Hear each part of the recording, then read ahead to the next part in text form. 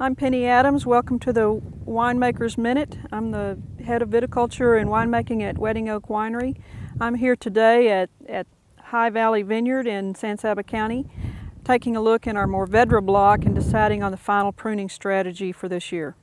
We have to take a look at the age of the vine and the state of the vine.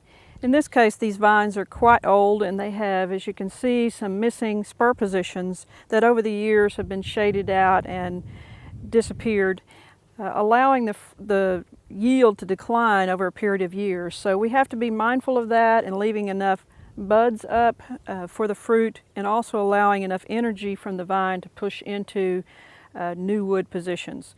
So we're going to be taking a look here at trying to replace some of these missing positions, like right here. This tried to develop last year, but as you can see, substantially smaller diameter wood and discolored, so it didn't get a lot of sunlight here in this position. So I'm going to try to open this up a bit and reduce the size of what I call antlers here.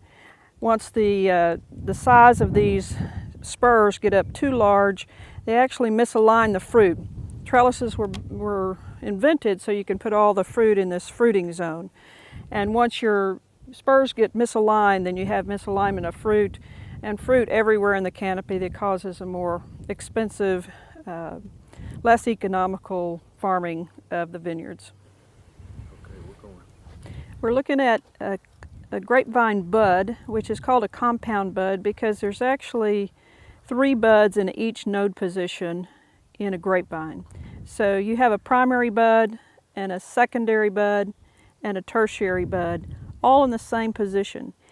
And the primary bud is the bud that holds the fruit each year and should be retained and utilized each year, whereas a secondary bud will fruit in some cases. It's a genetically programmed in each variety, so some varieties are more secondary fruiting than others, and sometimes growers choose varieties accordingly. So in this case, the primary fruit will be born right in this primary bud, but secondary fruit would come in these side buds or these axillary buds throughout the year. Whenever you're ready. So each year in a vineyard, I make a prescription per variety. I come in and take a look at the age of the vineyard, the health of the vines, and what structurally needs to be redeveloped perhaps in comparison to the amount of fruit load we want to leave in here this year. So it's always about a balance between fruit and canopy. And in here we're missing some spur positions, which should be about every 3 to 5 inches along the cordon. You can see this position is much weaker than the surrounding positions. And that's because this has not gotten enough sunlight here into the middle of the canopy. So we're going to take a look here at maybe leaving up some extra buds to accommodate for this loss of position.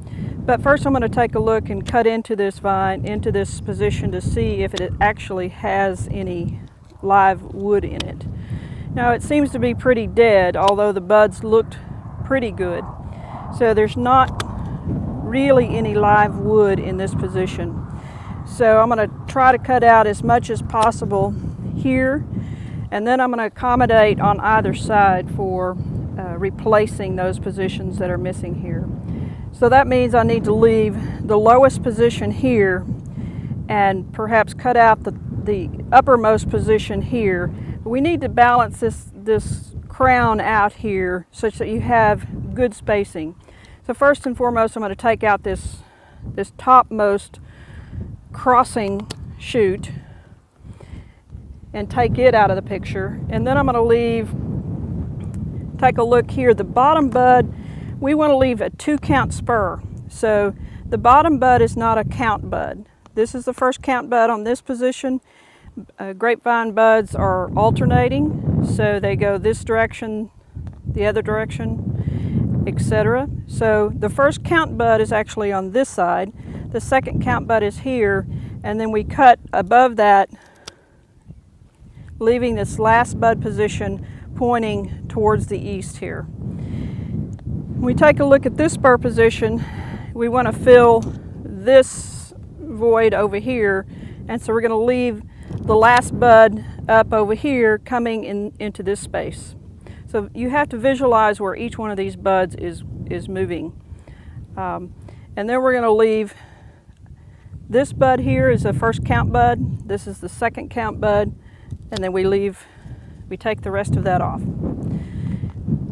Now we can always come back and cut more off, but for now I'm going to leave it like that and move on to this next spur here. And as you can see, this spur position is really tall, so I'm going to try to eliminate a lot of that and get down in here and take some of the larger pieces out and leave just a little bit of wood up here on the top, and try to force more light penetration in here that maybe we can actually get some new replacement spur positions here. Then I'm going to move on to the next position here. So first I'm going to take out, we want the growth to be more upright rather than sideways for a lot of reasons, mainly of which being able to traverse through the vineyard. When you have these side-facing shoots, you get into a situation where they're hindering tractor traffic, etc. So I'm going to take off the lower outward-facing bud, take off the top piece, leaving the shorter piece below it. I'm going to try to force out a bud down here to replace this taller position there. Then I move on to the next spur position. This has an upward facing bud here, which could be used to replace something. However, when I cut into it, it's a damaged piece of wood. I'm not sure this is actually alive into this bud, but I'm going to leave it there just in case.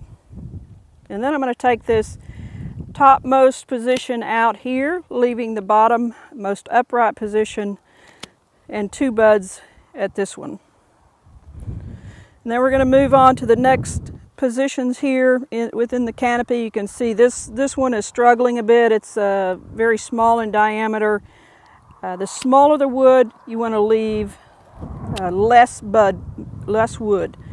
So if you've got a very small diameter piece of wood, you need to leave a single bud as opposed to a two bud spur as we have been previously. This is a difficult one to make your mind up here, because this piece of wood, although it's the prettiest, is actually shading out these positions as well. So we have to be mindful of that. And so I'm actually going to take out this topmost and try to recreate a lower spur at this position. And there you have it.